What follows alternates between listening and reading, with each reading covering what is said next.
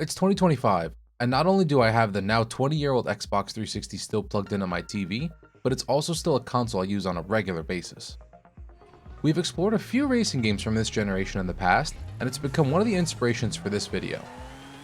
See, I grew up with the 360 as a teenager, so I do have some fond memories fueling my nostalgia that keeps driving me back to play this old console. But beyond that, I also think that I go back to it so often because it's objectively better than a lot of experiences on modern hardware. But before we get into that, let's talk about the other inspiration for me wanting to wax lyrical about the 360. You see, outside of the aforementioned nostalgia factor, my other big motivation to make this video is the cost of getting into the 360 in 2025. Today, gaming is quickly becoming an immensely expensive hobby to have.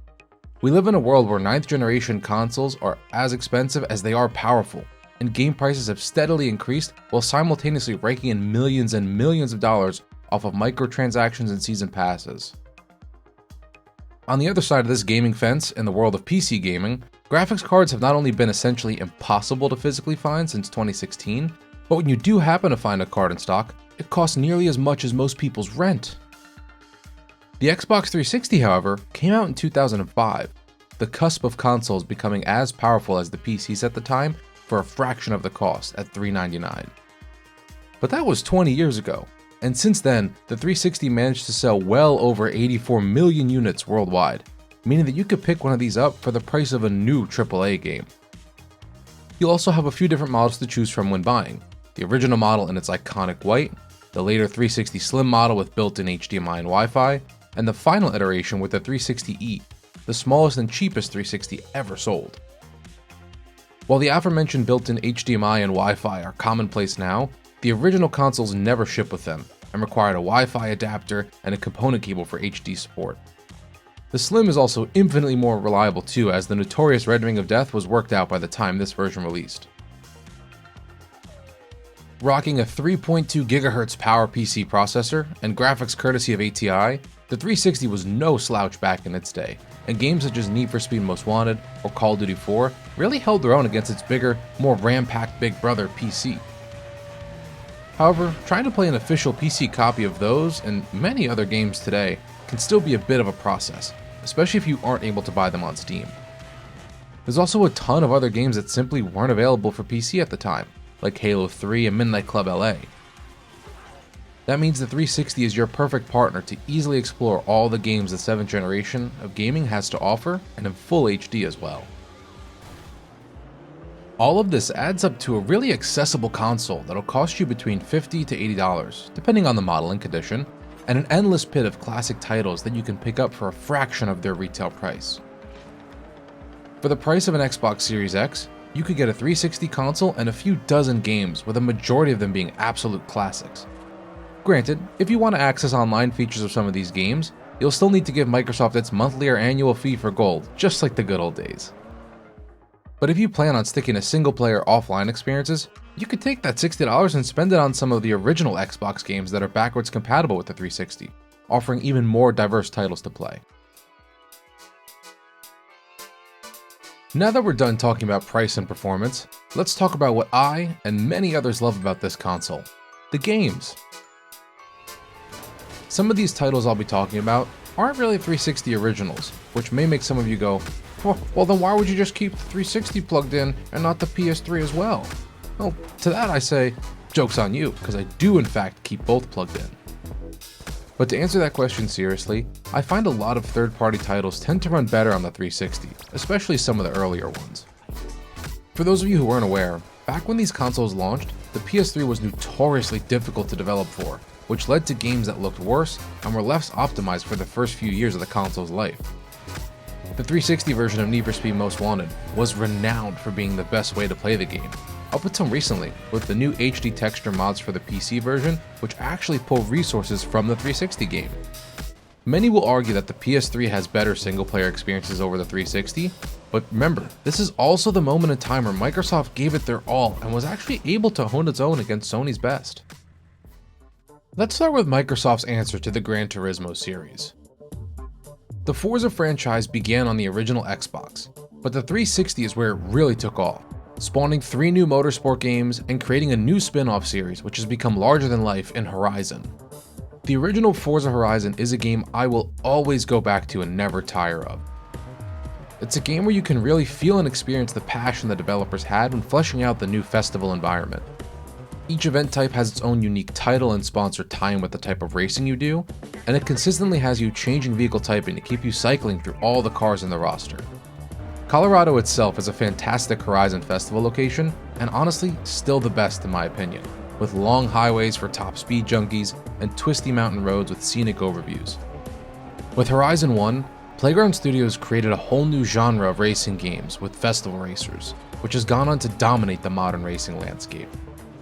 Playing Horizon, you'll be sure to fall in love with the Forza franchise all over again. Now, if track racing is more your style, I'll reiterate that there are 3 different motorsport games to choose from on the 360, with my personal favorite being Motorsport 4. Over 500 cars to customize and race, tons of licensed and original tracks to drive on, and even more events to participate in, you'll be entertained for hours on end.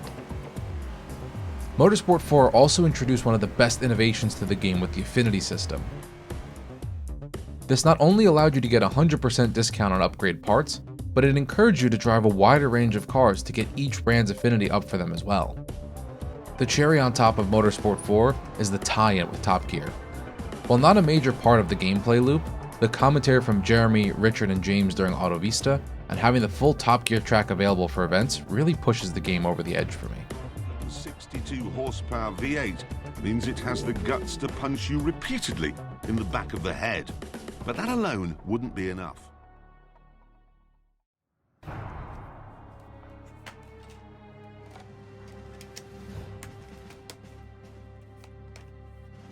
Gears of War was one of the first games I ever experienced on the Xbox 360, and I remember watching a friend play it and being absolutely blown away by the intense action during the gameplay and intrigued by its storyline. Upon its release back in 2006, it became one of the fastest selling games for the console, selling over 1 million copies in its first 2 weeks of being on sale, and was the most popular game on Xbox Live. Up until Microsoft's other shooter, which we'll talk about later. Now, I'll be honest, I've actually never played cover shooter games up until this one, so you might see me struggle to adapt my Call of Duty raised brain to the Gears gameplay.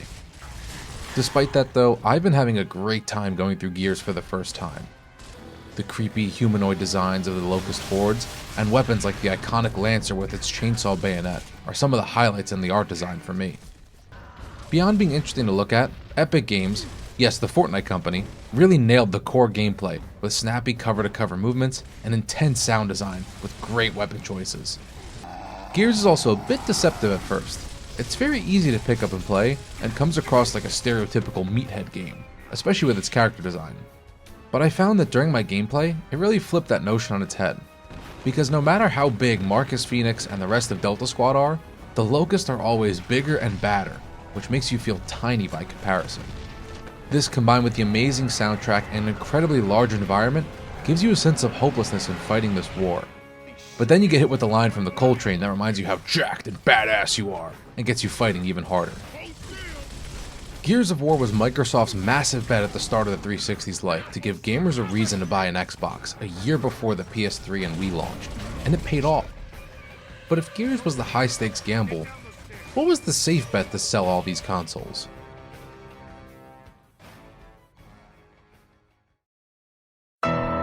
This is a game that needs no introduction. Halo is the shining jewel in Microsoft's crown of exclusives. It was the reason people flocked to buy the original Xbox, and it quickly became the reason to buy a 360. Released in 2007 and given a push of an over $40 million marketing campaign, the likes of which the world had never seen, Microsoft's safe bet of Halo 3 paid off immediately. How immediate, you ask? How about earning $123 million on release and selling over 3 million copies within the first 2 weeks of being on sale?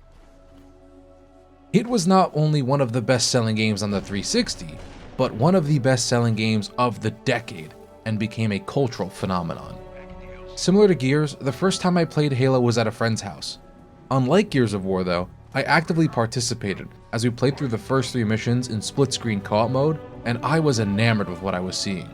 The beautiful landscapes around us, the dialogue between the USMC and the Covenant during skirmishes, and the enthralling score backing each battle, moment of peace and cutscene. As a channel with Gears in its name, I feel like I have a duty to call out how much I love each faction's vehicle design and driving. The USMC's vehicles all feel and drive like something that could feasibly be made by humans in the not-so-distant future, with one of my favorites being the Scorpion tank, which has the air of an M1 Abrams on metric tons of anabolic steroids, and the Covenant's vehicles all have a sleek purple color to them, and use incredibly foreign propulsion systems and weaponry that looks and feels like something these alien adversaries would use against the human race in real life. One of the most popular portions of Halo 3 was its multiplayer, which, I have another confession to make, I was never too into back then. It was something I only really played with friends, and even then, I spent most of my times in the more fun party mode games, which is where Halo 3 really shined for me. I preferred to spend my time in Infection and Oddball over standard modes like Slayer and Capture the Flag, but I spent the most time online tinkering in the brand new Forge mode, which gave console players an intuitive and easy to pick up tool to create their own maps and game modes. I could spend the rest of this video talking about how amazing Forge mode is, but I'll keep it short for now. My friends and I would dedicate endless hours of time playing Duck Hunt, Jenga, Griffball, all games that fans themselves created with the same level of passion and dedication Bungie themselves put into the game. While the online experience may not be available for the unmodded Xbox, the entirety of the campaign remains for you and friends to dive into via split screen when no other game excites you now.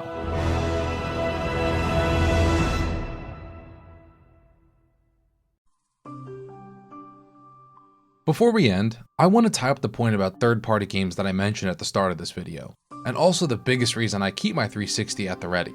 If you're a fan of massive AAA franchises today, then you've definitely heard, or at least have been a part of the age-old conversations about how this game series has gone downhill since this generation of consoles. Well, the generation that most groups are usually referring to is this one. Call of Duty fans still argue over the best title from this time, whether that be the incredibly groundbreaking Call of Duty Modern Warfare and its equally generation-shaping sequel of Modern Warfare 2, or Treyarch's World at War or futuristic Black Ops 2. Legendary titles from Bethesda, such as Fallout 3 and New Vegas, or some of the best Elder Scrolls games in Oblivion and Skyrim. And you've also heard me heap praise upon racing titles like Test Drive Unlimited, Need for Speed Most Wanted, and Midnight Club Los Angeles. My point being, some of the best titles for franchises that are still around today can be found and enjoyed here. For people my age that grew up with a 360, it's not only a trip down memory lane, but a reminder that these games do stand the test of time and are better than a lot of the latest releases in many ways. If you're someone who didn't get to experience a 360 during its heyday, here's a few games I think you should try on your own 360. We talked about Forza before, but Burnout Paradise and Need for Speed Hot Pursuit were two games also worth exploring. Paradise would become the last major entry in the Burnout series and went out with a tremendous bang. A wide open world to explore and destroy your rivals, and a brand new take on some of the classic Burnout features, like Crash Mode being integrated into the normal gameplay loop, and simple multiplayer integration with Easy Mode. All this brings the destructive racing of Burnout to a wide open world that cranks the action up to 11 and provides endless addictive entertainment. Hot Pursuit, on the other hand, was Criterion modernizing a classic formula and bringing back fun to the franchise after some rocky releases with Undercover and Shift. Hot Pursuit captures the essence of the franchise's roots by letting players explore a wide variety of cars, from attainable sports cars like the Mitsubishi Evo 10 and BMW Z4, to the highest end of exotics like the Bugatti Veyron Supersport and Pagani Zonda R. You also get to beat the cops and be the cops, with each side of the road having their own special equipment to counter one another and add another level of depth to the race. While it released in 2011, Skyrim has not left the public eye for well over a decade, with various console ports, HD remakes, and special editions. Which is why I don't feel the need to dedicate too much time to it, outside of saying that you could find this game for about $10 and that it's an absolute steal for the content you're getting. So instead, I'll dedicate this time to a game many of you may not have played that was published by Bethesda too, Rage. I vividly remember reading about this game in a copy of Game Informer, and I was instantly captivated. The concept art and game footage of Rage's overworld was so distinct, and it felt like a much more mature version of Jak 3's Wasteland. The wide open world is incredibly fun to explore, and the colorful cast of characters is matched by a wide range of weaponry with wacky ammo types to use. Since this channel's name also includes Gears in the title, you also have several post-apocalyptic vehicles to choose from, each with their own weaponry to put the waste in Wasteland. Call of Duty may have gained its fan base and sales figures from its then new multiplayer features on the 360, But going back today is a treasure trove of campaigns and side modes at a level of quality that we don't see today from the franchise. Starting off with my personal favorite in World at War, the birthplace of Treyarch Zombies mode, but also home to what I think is one of the best campaigns we've seen in the COD game to date.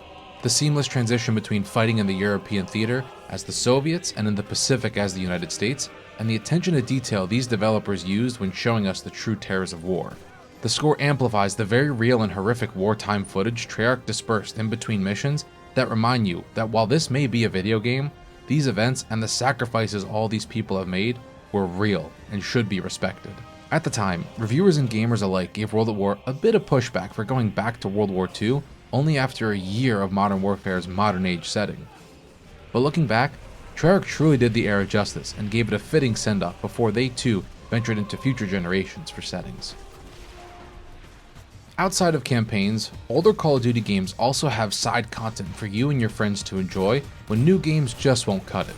If you have Xbox Live Gold or even Game Pass, you'll be able to team up with a friend and go through the insanely fun Special Ops missions in Modern Warfare 2 and 3, which are challenges that pull from some of the best campaign missions and will have you aiming to beat your own times in each of them. Missions are classified as Elimination, Stealth, Assault, Timed Escort, and Wave Defense, each with their own opposition level and completion times, with most having their own Infinity Ward best times for you and your buddy to aim and beat. I always enjoyed when the Modern Warfare games did Spec Ops missions over their own take on zombies, as it fit more in line with the theming and design of Infinity Ward's games for Call of Duty.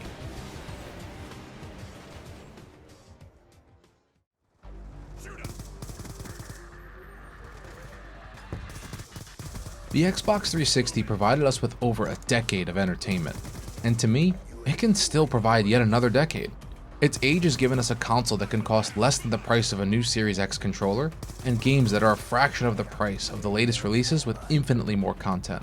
Hell, if you really wanted to follow along with this video, the price of a 360 Slim and all the games I talked about comes out to under $200, about $187, which would be cheaper than having 12 months of Game Pass Ultimate, which is about $240 before tax. You also get to own your own games and the hardware they run on. For those of us who lived through the heyday of Xbox Live and these games, the 360 is a beacon that brings us back to a moment in gaming before battle passes and predatory microtransactions ran wild.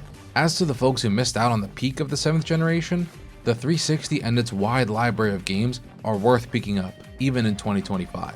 Whether you're a fan of popular franchises that peaked years ago, or if you're someone who likes to explore lesser known gems, you're sure to find something to enjoy. So what do you all think? Do you keep your 360 plugged in and ready to go for a Mountain Dew and Doritos fueled gaming session? Or are you someone who's never played a lot of these old games and looking to explore the console for the first time? Let me know in the comments below, and if you want to see some more in-depth coverage of some of these games from this generation, take a look at my retrospective series, where we take a peek back in time at games from years gone by. Thank you so much for watching, and I'll see you all in the next one.